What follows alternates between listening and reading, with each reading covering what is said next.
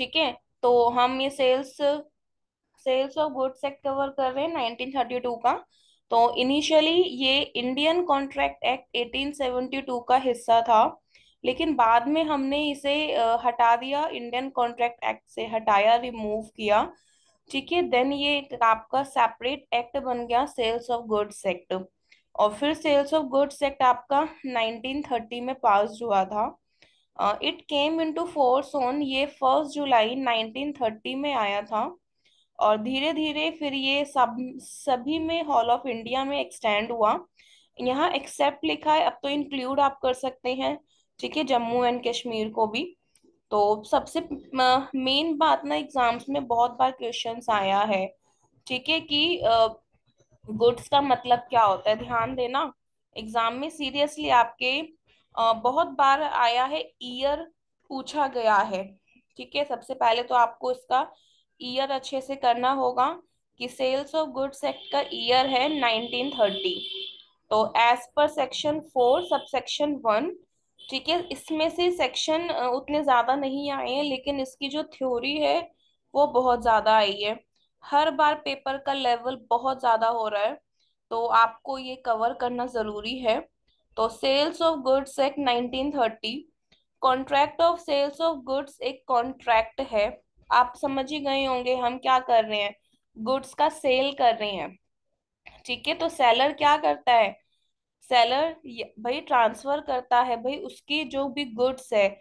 हम यहाँ बोलेंगे प्रॉपर्टी इन गुड्स, जो भी उसकी प्रॉपर्टी है, यानी गुड्स की जो भी उसकी प्रॉपर्टी है उसे ट्रांसफर करता है, या तो एग्रीज टू ट्रांसफर करने के लिए एग्री होता है बायर को।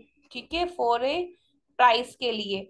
हमें पता है दुकान में हम जाएंगे कोई भी सामान लेने के लिए, कोई भी हमें फ्री में तो नहीं देगा। तो where by the seller transfers और agrees to transfer the property in goods. ठीक है, या तो ट्रांसफर करता है या एग्री करता है कि वो जो गुड्स में प्रॉपर्टी है उसे ट्रांसफर करेगा बायर को फॉर ए प्राइस के लिए। असेंशियल एलिमेंट्स कौन कौन से होते हैं, there must be at least 2 parties. कह रहे कम से कम 2 पार्टीज होनी चाहिए। ठीक है, कह रहे हैं there must be at least 2 parties, यानी कम से कम 2 पार्टीज होनी चाहिए। The subject matter of the contract must be goods, यानी कॉन्ट्रैक्ट का जो सब्जेक्ट मैटर है वो क्या होना चाहिए, वो गुड्स होना चाहिए। ठीक है, मेन चीज बात है बिल्कुल। इसमें से ना आपको ये जो बिल्कुल मैंने ये जो फाइंड आउट किए हैं नोट्स, बहुत ही शॉर्ट नोट्स हैं। ठीक है, इसमें से आप ये 100% इन्हीं को ही कर लेंगे, आपका पूरा सिलेबस कवर है सेल्स ऑफ गुड्स एक्ट में से, बहुत शॉर्ट में है। तो एट कम से कम 2 पार्टीज होनी चाहिए ऑब्वियसली। अकेला मैं तो खुद अपने आप को बेचूंगी नहीं, गुड्स होने चाहिए, क्योंकि यहाँ पे गुड्स की बात की गई है, यहाँ पे सेल हम गुड्स की बात कर रहे हैं। और यहाँ पे मेन क्या है, प्राइस, यानी कोई भी फ्री की चीज नहीं होनी चाहिए। ठीक है, अगर अगर वो फ्री में आप किसी को दे रहे हैं या आप फ्री में लेके आए हैं तो वो सेल्स ऑफ गुड्स एक्ट नहीं है। या जो आपकी गुड्स में जो प्रॉपर्टी है वो सेलर से बायर में ही ट्रांसफर होनी चाहिए। ये मस्ट बी एब्सोल्यूट है, और कंडीशनल का मतलब हम इसमें आगे स्टडी करेंगे। कहने का मतलब है कि कंडीशंस भी हो सकती हैं कि ठीक है आप मुझे हाफ पेमेंट कर दीजिए 2000 की, ठीक है आप मुझे पेमेंट कर दीजिए, ठीक है बाकी पेमेंट आप बाद में। तो ये अलग अलग कंडीशंस भी हो सकती हैं। और इसके अंदर जितने भी अदर असेंशियल एलिमेंट, सबसे पहले क्योंकि यहाँ पे नाम ही है कॉन्ट्रैक्ट, तो कॉन्ट्रैक्ट के हमने असेंशियल एलिमेंट स्टडी किए थे ना, तो एक वैलिड कॉन्ट्रैक्ट के असेंशियल एलिमेंट्स यहाँ प्रेजेंट होने चाहिए। ठीक है, तो सबसे पहले आपको ये ध्यान रखना है। पेपर में आया हुआ क्वेश्चन है कि गुड्स क्या होता है, गुड्स का जो मीनिंग है वो पेपर में बहुत अच्छे से पूछा गया है कि यहाँ हमारे पास गुड्स का मतलब क्या होता है। तो प्लीज आप अच्छे से लर्न कीजिएगा। ठीक है, पेपर में रिटर्न में भी जैसे है, अगर आपने ग्रेजुएशन में इसके दिया होगा तो भी पूछा गया होगा, ठीक है, कि आपके पास गुड्स क्या है, कैसे क्या ट्रीटमेंट करना है। तो what is the meaning of goods, specifically बता रही हूँ, दिस इज वेरी इंपॉर्टेंट। और एग्जाम में ऑब्जेक्टिव में ये पूछा गया है गुड्स का। तो as per section 2 subsection 7 it means. Ma'am हाँ बताइए। मैम मैं ये पूछ रहा था, कल आपने जैसे इंडियन कॉन्ट्रैक्ट एक्ट पढ़ाया था, तो वो कंप्लीट हो गया हमारा? नहीं नहीं, अभी है, उसका बचा हुआ है। तो मैम फिर आधा वो आधा ये नहीं ऐसा नहीं, क्यों? पहले ना जितने भी बाकी के हैं कॉन्ट्रैक्ट एक्ट में आपसे थोड़ा सा पूछूंगी, हमने कहाँ पे कवर किया था, बाकी सारे एक्ट कवर करके। ठीक है, आज कल परसों में, ठीक है, ये हमारा सारा फिनिश हो जाएगा, देन हम फिर कॉन्ट्रैक्ट एक्ट करेंगे, don't worry. And ma'am companies act? हाँ जी, कंपनीज, हाँ कल वाला कंपनीज एक्ट। अच्छा, आप कॉन्ट्रैक्ट कह रहे हैं कंपनीज कह रहे हैं? सॉरी मैम, कंपनीज एक्ट, हाँ वो तो कंपनीज पूरा एक्ट। हो गया बाबू, वो तो कंप्लीट हो गया। बस उतना ही उसमें करना है हमको? हाँ हाँ, आपको उतना ही करना है। एंड मैम मैनेजमेंट मीटिंग्स वगैरह वाला पार्ट? मैनेजमेंट और उसमें से ना बहुत ही रेयर है। मैंने कल आपको कहा तो था, एक बार आप उसमें से देख लेना, कोई डाउट हो तो मुझसे पूछ लेना। मैनेजमेंट का पार्ट ना कंप्लीटली आपका थ्योरेटिकल है, उसमें कुछ समझाने वाला है ही नहीं। मैनेजमेंट में आपको कंप्लीटली वो चार्ट है उसके अंदर, उसमें से बस वो टेबल आपको सिर्फ गो थ्रू होना। मैंने उसके क्वेश्चंस एग्जाम में बाबू अब तक एक भी बार नहीं देखे हैं। मैम आप बस ये बता देना मैनेजमेंट में कौन कौन से टॉपिक कवर करने हैं। मीटिंग का तो मैं कर लूंगा, बस मैनेजमेंट का मुझे नहीं पता। अच्छा ठीक है, मैं बता दूंगी उसमें ओवरव्यू में, मैं आपको बता दूंगी जब हमारे संडे बता दूंगी। ठीक है, इसमें से आपको कौन कौन सा कवर करना है, क्योंकि वो एंटायरली आपका ना लर्निंग का है। ठीक है, बाकी मैं तो जो जो समझाना था मैंने बता दिया स्टेप बाय स्टेप, उसमें ठीक है कम्प्लीटली ठीक। लर्निंग का है कि इतने डायरेक्टर्स हैं, इतने इंडिपेंडेंट हैं, इतने हमने कौन कौन से लिस्टिंग किया, दैट्स इट, वो वाला पार्ट है। अच्छा ये देखिए गुड्स में, ठीक है, तो एज पर सेक्शन 2 सबसेक्शन 7, इसका मतलब क्या होता है? गुड्स का मतलब है every kind of movable property. ठीक है, इसका मतलब है हर तरीके की movable property other than ऑक्शनेबल claims and money.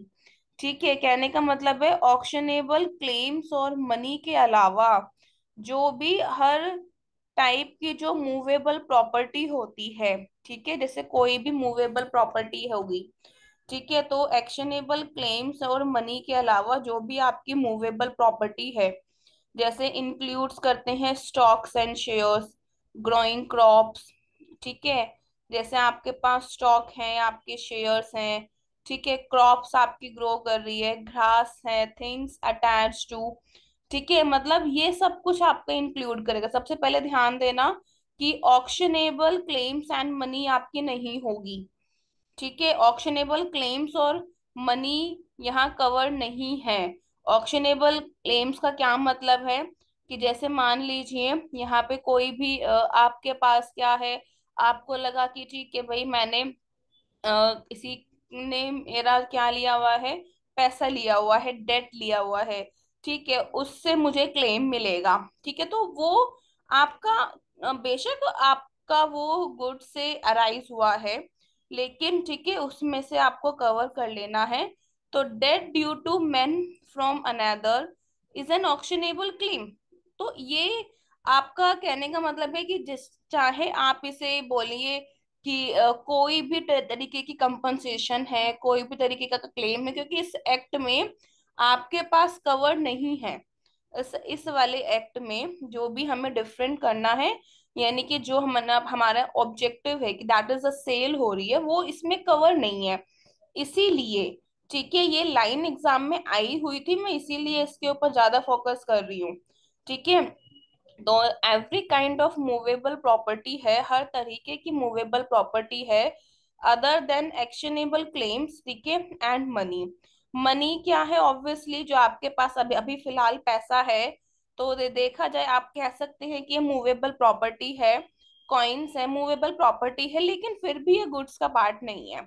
ठीक है, हम यहाँ पे जो सेल हो सकती है जिन गुड्स की, हम उनकी बात कर रहे हैं। मनी की क्या सेल होगी? मनी तो खुद यूज होता है सेल में। ठीक है, तो person can not make a present use of, ठीक है, आज तो हम उसका जो भी हमारे पास क्लेम मिल रहा है, या हमें सूट है, हमें सूट से हमें रिकवरी मिलेगी, या हमें एक्शन मिलेगा, तो वो तो हम चीजें कवर नहीं कर सकते ना। तो thus a debt due to men from another is an auctionable claim and cannot be sold as goods की तरह हम इसे सोल्ड नहीं कर सकते, although it can be assigned under the provisions of the Transfer of Property Act 1882। ठीक है, तो यानी प्रॉपर्टी एक्ट था 1882 के अंदर, तो आपके पास goodwill, trademark, copyright, patents are all goods. ठीक है, ये सब कुछ क्या है, गुड्स है। वाटर, गैस, ठीक है, इलेक्ट्रिसिटी एक डाउटफुल है कि ये गुड्स है या नहीं, ये तो एक आपका अलग कंसेप्ट है। किसके अंदर, ट्रांसफर ऑफ प्रॉपर्टी एक्ट 1882 के अंदर, कि ये सब तो आपके गुड्स माने जाएंगे कि भाई गुडविल, ट्रेडमार्क, क्योंकि गुडविल का भी सेल आउट होती है। ठीक है, गुडविल के भी पैसे लिए जाते हैं, ट्रेडमार्क के भी पैसे लिए जाते हैं, पेटेंट के भी पैसे लिए जाते हैं। ठीक है, और लेकिन वाटर, गैस, इलेक्ट्रिसिटी ये गुड्स नहीं है, क्योंकि इनमें कहीं ना कहीं हमारी गवर्नमेंट का कवर है। ठीक है, लेकिन हमारी गवर्नमेंट पैसे हमसे लेती है, तो इसलिए वहाँ डाउटफुल है। तो और ये वाला पार्ट आपसे आएगा ही नहीं। और मेन एग्जाम में क्या आया है, आया है कि स्टॉक है, शेयर्स हैं, ग्रोइंग क्रॉप्स हैं। क्रॉप्स क्योंकि आपको पता है जितने भी स्टॉक्स होते हैं इनकी बाइंग सेलिंग होती है, शेयर्स की भी बाइंग सेलिंग होती है। क्रॉप्स हैं, ठीक है, जो भी आपके क्रॉप्स होते हैं उनकी भी बाइंग सेलिंग होती है। घास की भी होती है, जो भी आपकी जमीन से यानी एग्रीकल्चर से जो भी अटैच्ड है उन सब की बाइंग सेलिंग होती है। ठीक है, हम जो खाना खाते हैं खरीद के ही खाते हैं ना। ठीक है, हमारे पास हम जो सब्जियां होती हैं, कच्ची सब्जियां हम जो खरीद के खाते हैं वो। ठीक है, अब है टाइप्स ऑफ गुड्स, कितने टाइप के गुड्स होते हैं। सबसे पहली बात है कि एग्जिस्टिंग गुड्स कौन से हैं आपके। ठीक है, एग्जिस्टिंग गुड्स है कि मींस की सच गुड्स जो कि मान लीजिए आपने कॉन्ट्रैक्ट कर रहे हैं सेल का, तो सेल और कॉन्ट्रैक्ट ऑफ सेल के समय में ही जो गुड्स आपके प्रेजेंट होते हैं। ठीक है, जो गुड्स आपके एग्जिस्टेंस में है, it mean such goods which are in existence at the time of the contract of sale, यानी कॉन्ट्रैक्ट ऑफ सेल के ही समय में।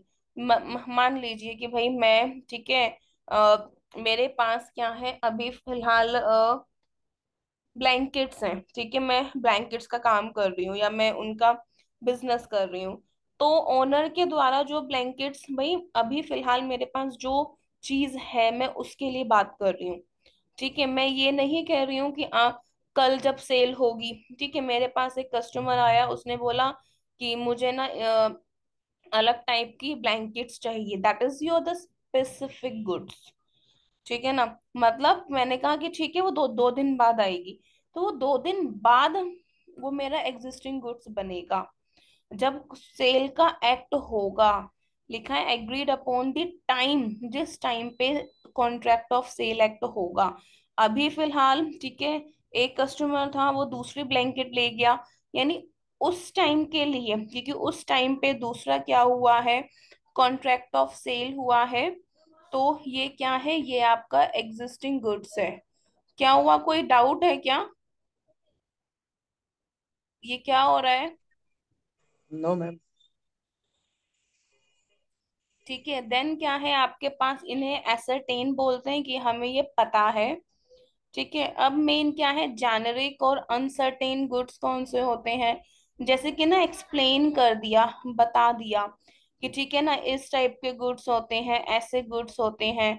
तो जेनेरिक या अनसर्टेन गुड्स क्या होते हैं, it means goods which are not specifically identified, जिन्हें हम स्पेसिफिकली आइडेंटिफाइड नहीं करते, मतलब कि हमें नहीं पता, हम उनकी पहचान नहीं है एग्जैक्ट।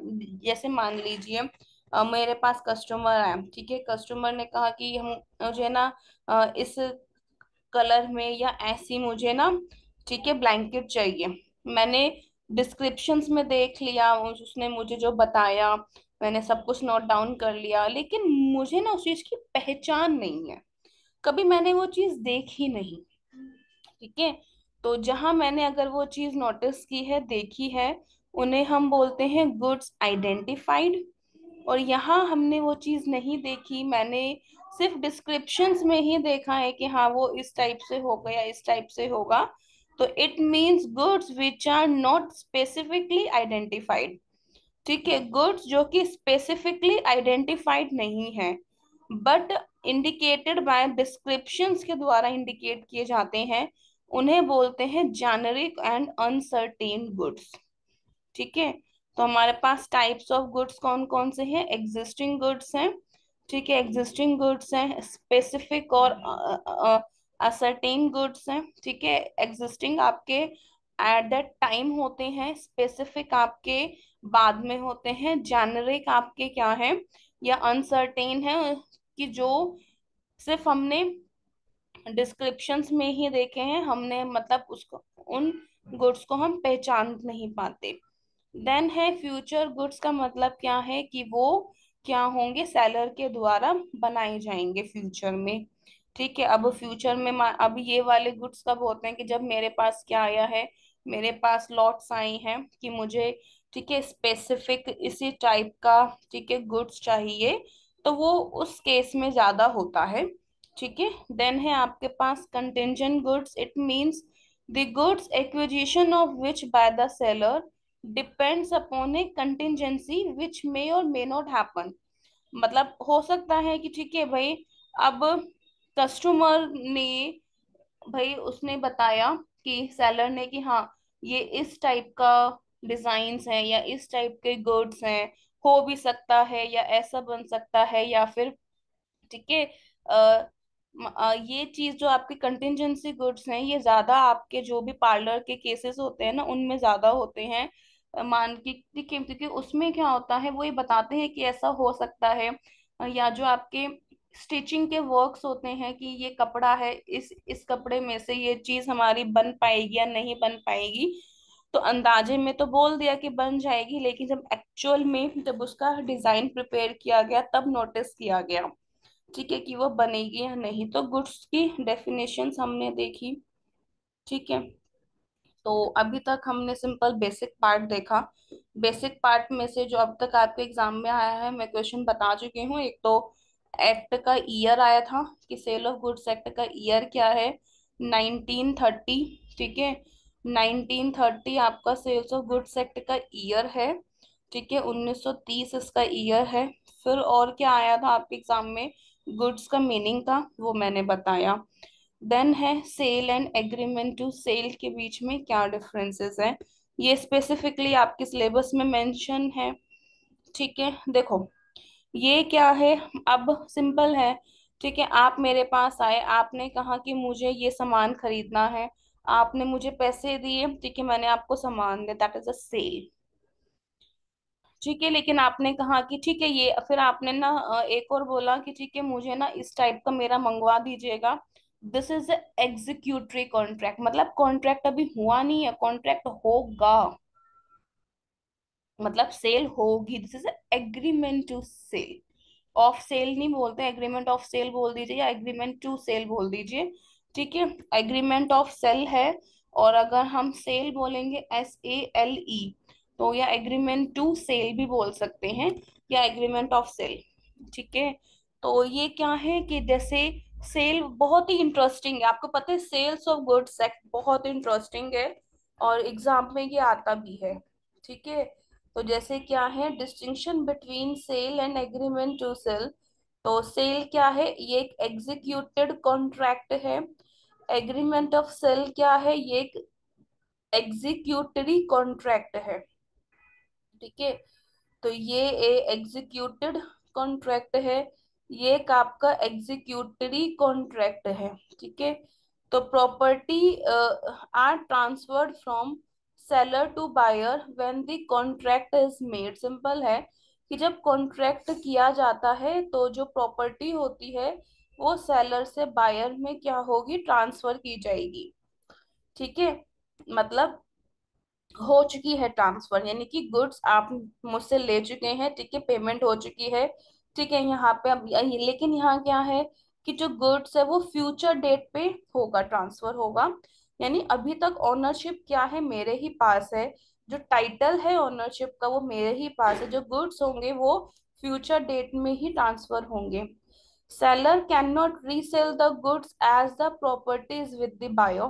ठीक है, मतलब क्योंकि अब मेरा कोई कंट्रोल नहीं है, गुड्स मैं बेच चुकी हूँ आपको सेल में, ठीक है, सेल में मैं गुड्स आपको बेच चुकी हूँ, अब आपका अधिकार हो गया है कि यहाँ ट्रांसफर का मतलब सिर्फ प्रॉपर्टी से ही नहीं है, ओनरशिप का भी मतलब है। ओनरशिप, अब वो गुड्स आपका हो चुका है, आप उसे पहने फाड़े जो मर्जी करना है आपको वो कीजिए, ठीक है, यूज करे या किसी को दे।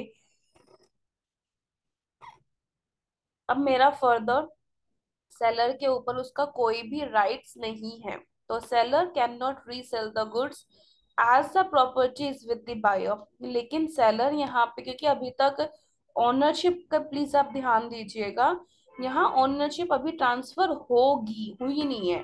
उससे पहले मान लीजिए आपने 2 दिन बोला था, लेकिन 10 दिन आपको आने में लगे, तो और मैंने वो गुड्स ऑलरेडी किसी और को दे दिए, तो क्योंकि मेरा तो काम है, मेरी तो अपनी ओनरशिप है, ये मेरे ऊपर डिपेंड करता है ना कि मैं मतलब किसी को दूं या नहीं दूं। अगर वो आप उसके पैसे दे के चले जाते, ठीक है, तब की बात अलग है, लेकिन यहाँ पे लिखा है कि फ्यूचर डेट पे होगी। भाई जो ट्रांसफर होगा फ्यूचर डेट पे होगा, इट मीन्स कि पेमेंट कभी ट्रांसफर नहीं हुआ है, तो फिर सेलर है वो गुड्स को रीसेल कर सकता है, ठीक है। अब जब गुड्स यहाँ पे सेल हो चुकी है, तो जो रिस्क होगा वो बायर का होगा। क्यों? क्योंकि वो क्या है, क्योंकि बायर अब मालिक बन गया है ना। अब आप यहाँ से सामान खरीद के लेके जा रहे हैं और घर घर पे जाते आप आपने वो सामान जो था तोड़ दिया या फिर वो टूट गया या ब्रेक हो गया, तो जो रिस्क था वो बायर का था, ठीक है। तो risk passes to the buyer as he becomes the owner.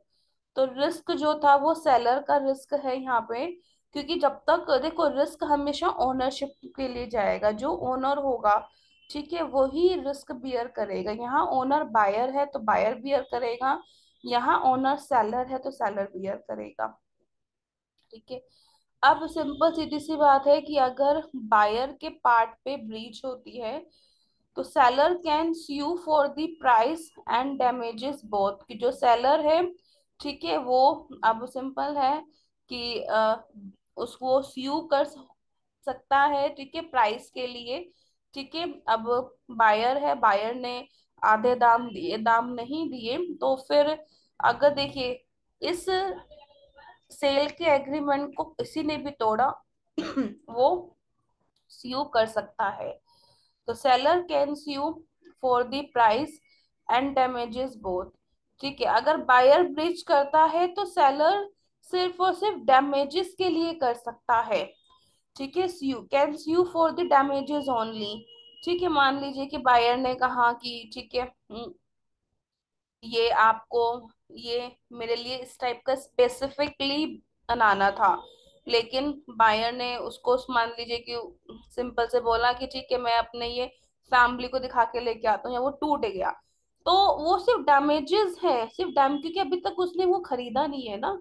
तो seller can sue for the damages only, तो सेलर है वो सिर्फ डैमेजेस के लिए स्यू कर सकता है, प्राइस के लिए नहीं। तो seller can sue for damages only, not for the price, ठीक है। सेल एक कॉन्ट्रैक्ट प्लस कन्वेंस होता है, ठीक है। ये एक सिंपल और प्योर एग्रीमेंट है, मतलब यहाँ पे आपने गुड्स वहाँ आफ्टर सेल सर्विसेज भी अगर आप दे रहे हैं, if goods are destroyed then loss, obviously अगर, क्योंकि यहाँ पे ओनरशिप ट्रांसफर हो चुकी है, मैंने हम यहाँ इस पॉइंट में डिस्कस कर चुके हैं, रिस्क का पॉइंट है। तो रिस्क है तो वो जो रिस्क कौन बियर करेगा? बायर, क्योंकि वो बायर ने ले लिया है। अगर गुड्स डिस्ट्रॉयड हो गया एक्सीडेंट के द्वारा, क्योंकि अभी ओनरशिप ट्रांसफर नहीं हुई है, तो वही लेंगे, ठीक है। ये फर्दर है सेल्स एंड बेलमेंट के ऊपर, अभी हमारा बेलमेंट नहीं हुआ है, ठीक है। एक बार हायर परचेज समझा देती हूँ, ठीक है। ये वाले जो क्वेश्चंस हैं, ये वाला थोड़ा सा एक्स्ट्रा पार्ट होगा, ठीक है, वो बताना है। एग्रीमेंट टू सेल का price, conditions and warranties, conditions and warranties, एक मिनट मुझे देखनी पड़ेगी, ये आपके सिलेबस में नहीं है कंडीशंस एंड वारंटीज। बहुत कुछ पार्ट है जो आपके सिलेबस में नहीं है। ठीक है।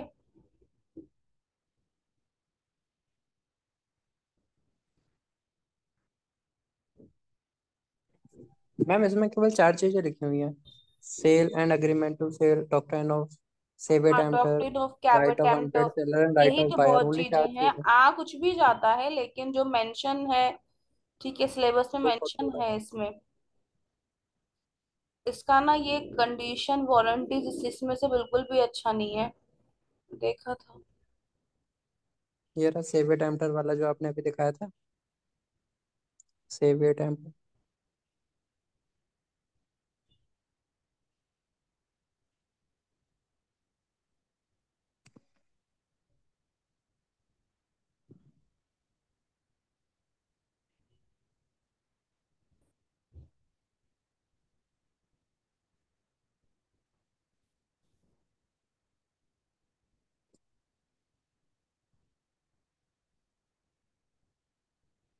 ये अपने आप कैसे चल रहा है भाई? मैम कर्सर आपने चला दिया राइट से। एक मिनट, नहीं चलाया, बंद हो गया। अच्छा, ये रहा ना, अनपेड सेलर का है यहाँ पे। अनपेड सेलर का पॉइंट बहुत अच्छे दिए हैं, इसमें बहुत अच्छे दिए हैं। Right of unpaid seller, right of unpaid से, right of buyer, doctrine of caveat emptor, ये 3 टॉपिक हैं वही तो आपका इसमें ना sale and agreement to cell के बाद। तो मैं तो टॉपिक के अकॉर्डिंगली है आपको समझा दूंगी, पर यस मैम, आप, आते हैं पर इसमें से ये एक्स्ट्रा पढ़ना पड़ेगा। अगर टाइम है तो कीजिएगा, अदरवाइज जो टॉपिक आपको मेंशन है वही करने हैं। ओके। ये रहा कैविट एप्टो, ये तो आया हुआ क्वेश्चन है, ये तो जो आपको मेंशन है वो तो करने ही करने हैं।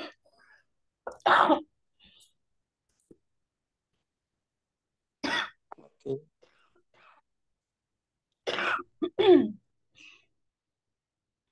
ठीक है। अब सबसे पहले देखते हैं कैविट एम्टो। अच्छा, एक होता है आपके पास कैविट वेंडर। ठीक है। अभी यहाँ पे हम वेंडर के केस में क्या होता है कि वर्ड बायर की जगह क्या आ जाएगा, सेलर आ जाएगा। तो ये जो मेंशन है आपके सिलेबस में कैविट एम्प्टर, इससे तो क्वेश्चन आते हैं। ठीक है। क्या कहती है डॉक्ट्रिन ऑफ कैविट एम्प्टर? सिंपल सा है कि यहाँ पे है, let the buyer be aware. ठीक है। कहने का मतलब है कि आपको सबसे पहले गुड्स को खरीदने के समय में, at the time of buying goods, goods खरीदने के समय में, the buyer must make reasonable examination of the goods. कह रहे हैं कि गुड्स को खरीदने के समय में बायर को, ठीक है, गुड्स को एग्जामिन करना है अच्छे से। तो the buyer must make reasonable examination of the goods. ठीक है। क्योंकि ये आपकी है ना, आज उसमें से एक्सपायरी डेट चेक करना, क्या प्राइस है, एमआरपी कितना है, एमआरपी से ज्यादा तो हमें नहीं मिल रहा है, कि ताकि आप उसको, ठीक है, सिंपल सेटिस्फाई करे। तो एम्टर का मतलब होता है आपके पास बायर, और एक और कंसेप्ट है उसे बोलते हैं कैविट वेंडर। तो वेंडर का मतलब आपके लिए क्या होता है, सेलर। ठीक है। तो the buyer must make reasonable examination of the goods to satisfy himself that the goods are suitable for his purpose. ठीक है ना, मैं देख सकती हूँ कि भाई मैं जिस पर्पस के लिए गुड्स ले रही हूँ, या ये मेरे उस ऑब्जेक्टिव को फुलफिल करता है या नहीं। ठीक है। अब अब अब आपने देखा कि नहीं, अब आपके ये उस ऑब्जेक्टिव को फुलफिल नहीं करता, या आपको दुकान पे सेलर कहता है आपको ये नहीं देखना, आपको ऐसे नहीं देखना, तो वो आपको मना नहीं कर सकते। ठीक है। आपका पूरा राइट है वो आपको चेक करना, उस पे देखना, उस पे लिखा होता है ना यूजेस देखना, टर्म्स एंड कंडीशंस को रीड आउट करना। ठीक है, वो अलग चीज है कि वो फेसेस बनाए, that is a different thing. ठीक है, लेकिन आपको, ठीक है, कोई नहीं मना करेगा गुड्स को एग्जामिन करने के। सेक्शन 6 क्या कहता है कि हमारे पास कोई भी इम्प्लाइड वारंटी और कंडीशन नहीं होती है। ठीक है, कहने का देखो, ये बताती हूँ इम्प्लाइड वारंटी और इम्प्लाइड कंडीशंस। कहने का मतलब है कि सब कुछ आपको एक्सप्लिसिटली करना होगा। आप ये अज्यूम अजम्पशंस नहीं रख सकते हैं कि नहीं ये तो ये ब्रांड का है, इसकी तो क्वालिटी बहुत अच्छी होगी। तो इस तरीके की इम्प्लाइड जो आपकी कंडीशंस है या आपकी खुद की वारंटी है कि नहीं इसका जो ये ब्रांड है, इस ब्रांड का तो देखने की भी जरूरत नहीं है, बहुत ही अच्छा होगा, तो ये सब चीजें नहीं लगेंगी आपका कैविट एम्प्टर में। अगर आप एक बायर हैं तो आपको ये ड्यूटी बनती है कि आप ये उसकी क्वालिटी और फिटनेस के लिए ये अजम्पशंस ना रखिए। ठीक है, इस अजम्पशन को रखना आपके लिए, ठीक है, बिल्कुल भी ठीक नहीं है।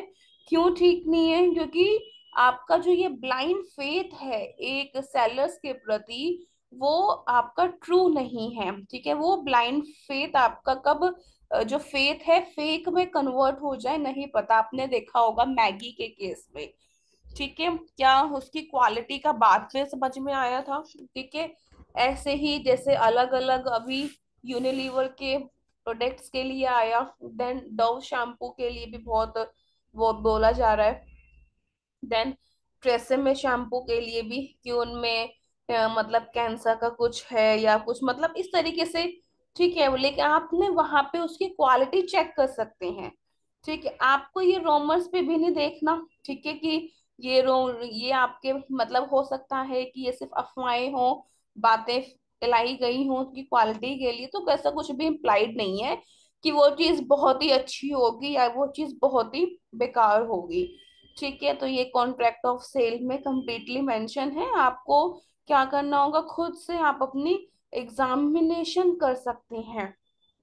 ठीक है, दूसरे वर्ड्स में it is not the seller's duty to give to the buyer the goods which are fit for a suitable purpose of the buyer. ठीक है, कहने का मतलब है कि मान लीजिए आपने सामान खरीद के लेके आ गए हैं, आप ये कहें मैंने तो सेलर को बताया था, मैंने तो उनको डिस्क्लोज किया था कि मुझे इस टाइप का गुड्स चाहिए, लेकिन उन्होंने मुझे जो गुड्स था वो, ठीक है, बेकार दिया या अलग पर्पस के लिए दिया। तो ये सेलर्स की ड्यूटी नहीं होती कि वो बायर को बताए कि ठीक है, ये खुद एक बायर की खुद की ड्यूटी है। ठीक है, ये खुद की बायर की ड्यूटी है कि वो अपनी जरूरत के हिसाब से गुड्स को खरीदे। ठीक है, if he makes a wrong selection he can not blame the seller. This is the caveat emptor कहता है कि let the buyer be aware, buyer को बी अवेयर रहना है। सेलर तो चाहता ही है कि वो बेकार गुड्स दे दे, कि वो बेकार से गुड्स दे दे और वो सस्ते में, ठीक है ना, वो महंगे गुड्स दे।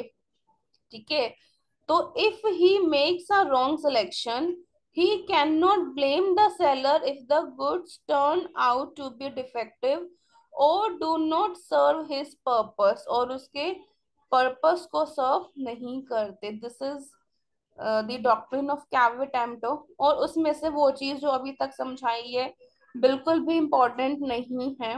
इम्पोर्टेंट क्या है? इम्पोर्टेंट इसकी एग्जेम्पशंस हैं। ठीक है, डॉक्ट्रिन ऑफ कैविट एम्प्टर की जो आपकी एग्जेम्पशंस हैं वो बहुत ज्यादा इंपॉर्टेंट है। तो इसकी एग्जेम्पशंस क्या हैं?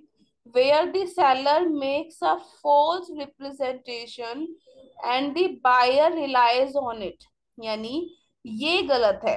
ठीक है, सेलर ने, बायर ने अपनी जरूरत बता दी कि मुझे इस चीज के लिए ये प्रोडक्ट लेना है, और सेलर ने अब ये बोला कि नहीं ये उसी चीज के लिए है। वो गुड्स का पर्पस जो सेलर ने सही नहीं बताया और बायर ने उसके ऊपर यकीन किया। ठीक है, तो यहाँ पे गलती किसकी है? सेलर की मिस्टेक है। तो यहाँ डॉक्ट्रिन ऑफ कैविट एम्प्टर नहीं लगेगा। या फिर क्या हुआ, सेलर में उस गुड्स में क्या था? ठीक है, उस गुड्स में डिफेक्ट था। ठीक है, डिफेक्ट था लेकिन वो विजिबल नहीं था। जब एग्जामिनेशन किया गया तो which is not visible on A reasonable examination, तो जब रीजनेबल एग्जामिनेशन किया गया तब वो विजिबल नहीं था, देखा नहीं गया। तो when the seller actively conceals a defect in the goods, goods में डिफेक्ट को वो, ठीक है, जानबूझ के उसको छुपाता है। ठीक है, बताता नहीं है। ठीक है, तो और जब बायर ने उसको अच्छे से देखा उसके प्रोडक्ट में, ठीक है, तो वो दिखा नहीं उसे, वो हिडन था। तो उस केस में बायर की गलती नहीं है, बायर ने दोनों पार्ट में अपनी रिस्पॉन्सिबिलिटीज अच्छे से निभाई है। When the buyer, relying upon the skill and judgment of the seller, has expressly or impliedly मतलब communicate, भाई आपने सेलर को बता दिया, ठीक है, आपने जब सेलर को बताया कि और उसने आपको एक्सप्रेसली बताया कि नहीं ये उन्हीं चीजों के लिए गुड्स हैं, तो उस केस में भी, ठीक है, आपकी मिस्टेक नहीं है। ठीक है, डिस्क्रिप्शंस ने, ठीक है, goods are brought by descriptions, ठीक है, और जब डिस्क्रिप्शंस में भी था, डिस्क्रिप्शंस में भी लिखा था, ठीक है, और सेलर्स ने आपको बार बार बताया कि नहीं ये इसमें लिखा हुआ है, तो उस केस में भी आपकी में कोई मिस्टेक नहीं है। ठीक है, तो ये वाला पार्ट आपको कवर करना है, डॉक्ट्रिन ऑफ कैविट एम्पटर की एग्जेम्पशंस का पार्ट है। 5 मिनट होल्ड ऑन कीजिएगा, ठीक है, वो मैं आपको बताऊंगी। अभी इसमें हमें नेक्स्ट क्लास लूंगी, क्योंकि हमें सेल्स ऑफ गुड्स एक्ट आज मैं कंप्लीट समझा दूंगी।